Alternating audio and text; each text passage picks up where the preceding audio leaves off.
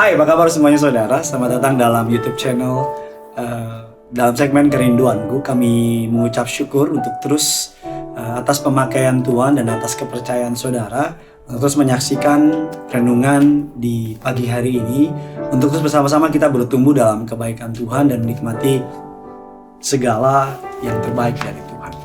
Mari sama-sama sebelum kita masuk dalam kebenaran firman Tuhan, kita mau tundukkan kepala, kita mau bersatu di dalam doa. Tuhan Yesus yang baik, kami mengucap syukur untuk kasih setiamu, untuk kebaikanmu dalam hidup kami. Kami mau siapkan hati kami untuk diberkati oleh firman Tuhan. Pakai hambamu untuk boleh menjadi seorang berkat, tidak bibir perkataannya diurapi dari surga. Kata kalimat yang keluar memberkati jemaatmu di tempat ini. Di dalam nama Tuhan Yesus, kami undang kuasa Roh Kudus hadir di tengah-tengah kami. Setiap kita yang siap untuk diberkati, sama-sama dengan bangga kita katakan, amin. Kita masih kemarin kita membahas mengenai mengapa menunggu. Sekarang kita membahas mengapa menunggu bagian kedua. Saya beri judul Why Wait, Call Now. Kenapa menunggu, telepon sekarang. Kenapa saya kasih judul itu? Karena kalau saudara pernah nggak melihat iklan yang mengatakan bahwa ayo, kalau saudara telepon sekarang juga, maka saudara akan mendapatkan harga diskon sebesar ini. Kalau saudara pesan hari ini juga, maka saudara akan mendapatkan begini dan sebagainya. Commercial break seperti itu akan membuat kita untuk bergerak dengan cepat. Kita ambil telepon kita dan kita langsung ambil kartu kredit kita dan langsung kita pesan. Nah, celakanya banyak orang Kristen yang berpikir cara kerja Tuhan kayak gitu. Banyak orang Kristen yang berpikir kalau udah doa, langsung deh Tuhan bergerak dan langsung Tuhan kasih jawaban doa. Ada banyak orang Kristen bahkan yang ini pada saat pengalaman saya berpikir bahwa ketika dia berdoa, Tuhan, aku pengen punya rumah, atau Tuhan, aku butuh sekian rupiah untuk bayar utang, untuk bayar sesuatu. Mereka berpikir hari itu juga Tuhan akan pakai seseorang, Tuhan akan pakai kejadian untuk memenuhi kebutuhan dia. Memang terkadang Tuhan bekerja seperti itu. Kalau ditanya, kenapa nggak Tuhan bekerja seperti itu terus? Ya, kalau Tuhan bekerja seperti itu terus, kapan kita belajar sabar? Kapan kita belajar dewasa? Kapan iman kita bertumbuh? Tuhan bekerja berdasarkan waktu dan caranya Tuhan. Dan saya percaya, mengapa Tuhan membuat kita menunggu? Mengapa Tuhan meminta kita menunggu? Dan mengapa kita harus belajar menunggu? Beberapa kebenaran yang pernah saya sampaikan, yaitu yang pertama, Tuhan sedang mengerjakan perkara yang luar biasa, bukan di luar kita, tapi di dalam kita. Inside of us. Dia bekerja di dalam kita untuk mempersiapkan kita menjadi pribadi yang siap menerima berkatnya. Karena berkatnya sudah siap, kitanya yang perlu dipersiapkan. Contohnya siapa, Pak? Contohnya adalah Yusuf. Tuhan beri mimpi kepada Yusuf, bulan dan bintang 11 berkas menyembah dia. Dan gak langsung dapat. Beberapa orang bilang 13 tahun, 11 tahun, berapa puluh tahun. Tapi berapapun itu, yang pasti Tuhan persiapkan Yusuf. Melewati jadi budak, melewati dihina, difitnah, dilupakan. Berbagai macam masa sukar. Mempersiapkan Yusuf untuk perkara yang besar yang Tuhan siapkan dalam hidup mereka. Dan ujungnya Tuhan pakai Yusuf untuk menyelamatkan bukan saja bangsa-bangsa di luar sana, tapi untuk menyelamatkan bangsa pilihan Allah, yaitu Israel. Yang kedua, karena Tuhan sedang mempersiapkan, tadinya kan yang di dalam, sekarang Tuhan sedang mempersiapkan yang di luar untuk kita. Tuhan sedang mempersiapkan yang di luar. Kalau tadi Yusuf bukan saja dipersiapkan di dalamnya, tapi Yusuf juga dipersiapkan. Dunia sedang dipersiapkan. Tuhan sedang membangun connecting demi connecting, dot demi dot, titik demi titik, agar ketika saudara siap, sesungguhnya secara bersamaan di luar juga Tuhan sedang siapkan. Untuk apa? Agar ketika saudara siap, maka berkat itu akan terkoneksi sama saudara. Sama seperti Daud yang Tuhan persiapkan di padang dengan 2-3 ekor kambing dan domba. Dipersiapkan, dan ketika waktunya tiba, maka Daud bertemu dengan yang namanya Goliat. Saya percaya gak kebetulan. Saya percaya kalau di timeline-nya Tuhan, ketika Goliat datang, timeline-nya pas ketika Daud siap. Saya percaya gak kebetulan ketika Raja Mesir Firaun bermimpi dan gak ada yang bisa menjelaskan. Saya percaya pas waktunya juru minum juru makan keluar, dan saya percaya Yusuf pas.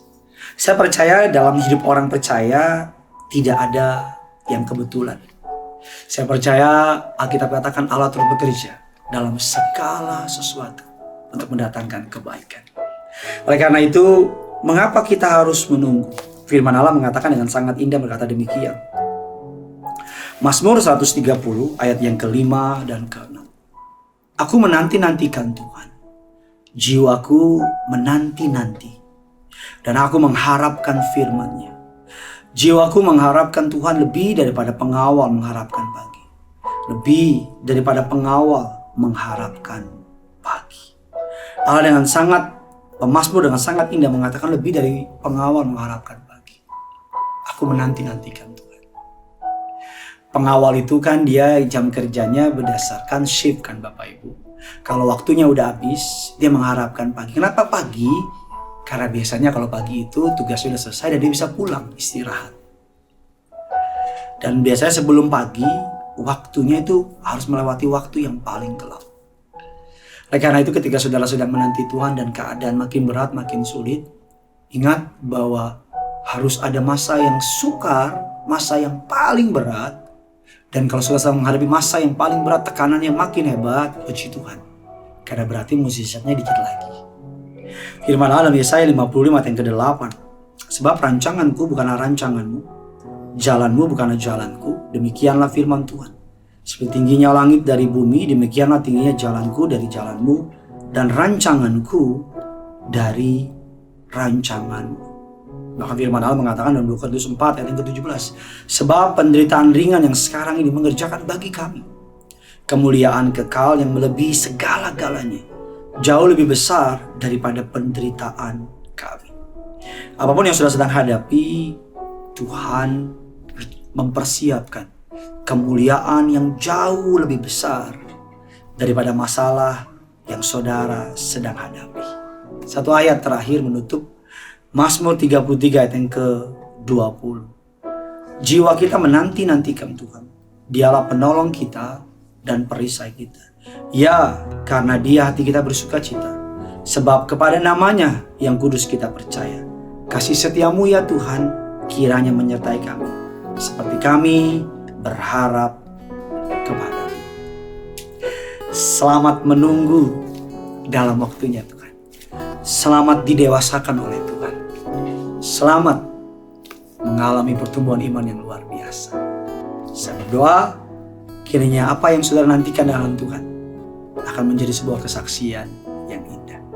Bagikan kabar baik ini kepada rekan-rekan, saudara, teman-teman saudara, biar sama-sama kita boleh diberkati.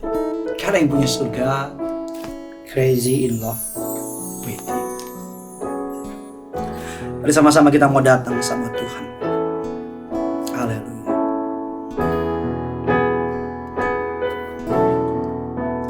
Ya Tuhan, tiap jam ku memerlukanmu. Engkaulah yang memberi sejahtera penuh setiap jam ya Tuhan. Engkau ku perlukan, ku datang juru selamat, berkatilah ya Tuhan. Tiap jam ku memerlukanmu,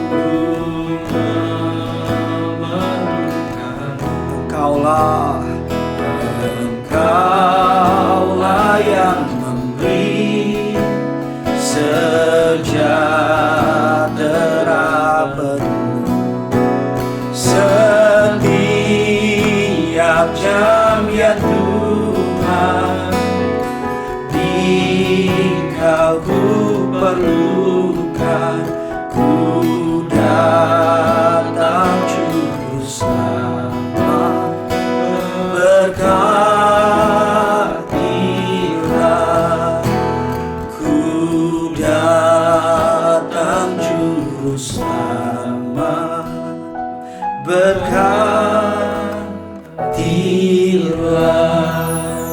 datang terus sama Tuhan.